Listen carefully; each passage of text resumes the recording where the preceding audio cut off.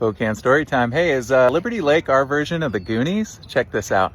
So Liberty Lake is actually named after an early settler and pioneer named Stephen Liberty. And in the early 1900s, it was a popular resort town for people to ride the trolley from Spokane out to the lake for one of the many lodges around the lake that kind of turned the blind eye to prohibition during the Roaring 20s. And along the lake here was the Liberty Lake Dance Hall, as well as the Zephyr Lodge, which were pretty well known for gambling and speakeasies. But then what a lot of people don't know is up here in the Mica Peak is where the moonshiners would hang out.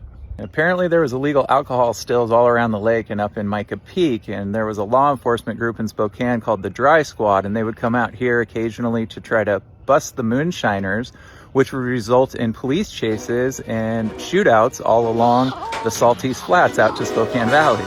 So if you weren't going to get your alcohol from a moonshiner, you'd probably get it from a bootlegger. And what bootleggers would do is they'd drive all the way up to Canada and get Canadian whiskey and bring it down to Spokane. And if you were going to be a bootlegger, you had to have two things. You had to have really good tires because you were going to overland and go off-road all the way up to Canada. And two, you had to have a really good driver because oftentimes your driver was also your mechanic.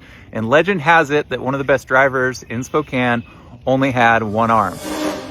The legend also goes that somewhere up in these hills, there might be some caves, and who knows, maybe the moonshiners buried some money or some gold up there. You never know. So Liberty Lake has changed a lot over the years. Apparently at one point there was a ski hill, and then at one point it had an economic decline, and then they built I-90, and then Liberty Lake was back. And then in the 90s, they built all the technology campuses out here, which is now where I work at a repurposed building that is a hub where I was able to open my own ceramic studio. So it's pretty cool to see the evolution, as well as the remodel of the new regional park where they put in these new picnic areas and shelters.